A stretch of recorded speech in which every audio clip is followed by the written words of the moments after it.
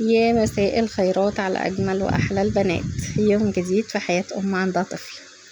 طبعا الضرفة دي كانت عندي متكركبة، وأنا من ساعة ما ربنا رزقني بابني وأنا بقيت ما بتقلش على نفسي في المطبخ.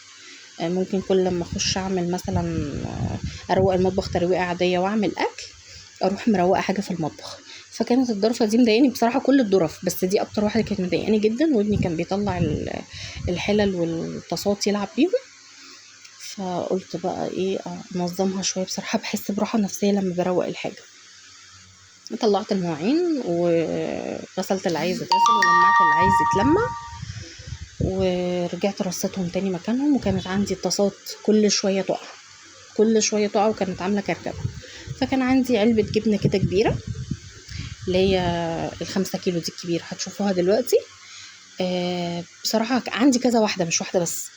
انا بحب الجبنه الملح خفيف وهي بتيجي فيها يعني، فاستغلتها للطاسات.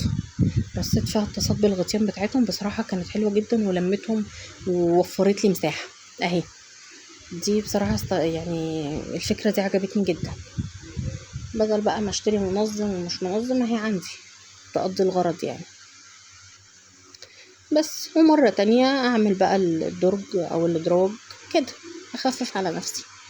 هنا بقى دخلت على المواعين بقى، اللي هو ايه الروتين بتاعنا اليوم، هو غسيل المواعين العادي، عشان ايه نبتدي نعمل الاكل على نظافه. بقالي 3 ايام بصحى دماغي مصدعه جدا، وعظم دماغي ذات نفسه بيوجعني. ما كنتش بصراحه بخش قوي المطبخ، يا دوب كده على شويه غسيل المواعين والاكل واطلع. فما كنتش بعمل البوتاجاز، فلقيت البوتاجاز صعب جدا، شكله صعب جدا. فقلت لا ايه اروق عليه، اغسله كده غسله ايه كويسه، غسله محترمه. في اول الجواز كنت بقى الفرحانه بقى وكل شويه تنظف. فعيون البوتاجاز عندي كان لونها فضي، بقت دلوقتي لونها رمادي، ومش راضيه تنضف عن كده بصراحه. وجبت لها اللي هو ملمع الالومنيوم ونقعته فيها برضو ما نطفوش خالص.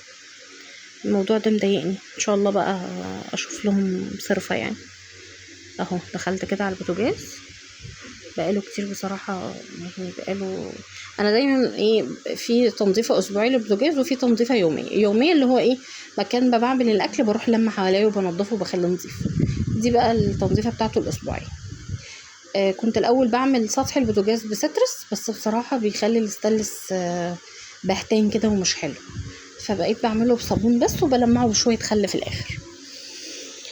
والعيون حطيتها في طبق وحطيت عليها ميه سخنه وشويه صابون مواعين وشويه سترس.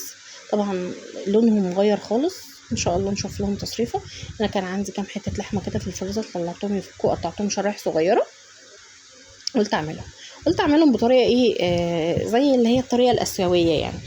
كنت في وسط البلد الاسبوع اللي فات ولقيت مطعم اسيوي، بصراحه شكل المنيو بتاعه حلو جدا، بس الاطباق فيه غاليه. فقلت طب ما اعملها في البيت. سبت طاس، طبعا اللحمه دي كان فيها نسبه دهون، فمرضتش احط ولا زيت ولا سمنه. سخنت الجريل كويس قوي ورحت نازله باللحمه، حطيت حته لحمه كده اختبار اشوف الطاسه سخنت ولا لا، وما سبتش حته لحمه ما يعني غيرت لونها.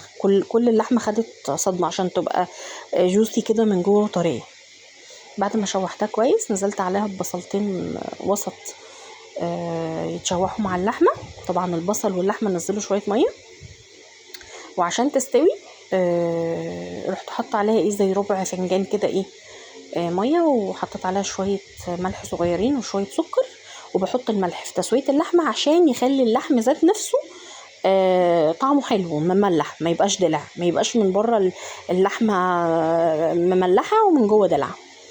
وغطيت عليهم شويه ونقلتهم على نار هاديه، اللحمه تستوي براحتها عشان طبعا اللحمه بتاخد وقت. وسلقت مكرونه، كنت عايزه بصراحه اعملها بطريقه تانية، بس طبعا على ما خلصت البوتاجاز والضرفه كان خلاص ميعاد الغدا جه. هنا بقى كنت مقطعه جزرايه رفيع وفلفل الوان وفلفل رومي، ونزلت شوحتهم مع اللحمه، وحطيت عليهم ربع كوبايه صويا صوص وبهارات لحمه وشويه ملح تاني. بس كنت احط سنه فلفل اسود، بس الفلفل الاسود عندي حراق جدا فمرضتش طبعا عشان ابني ممكن ياكل منهم ولا حاجه.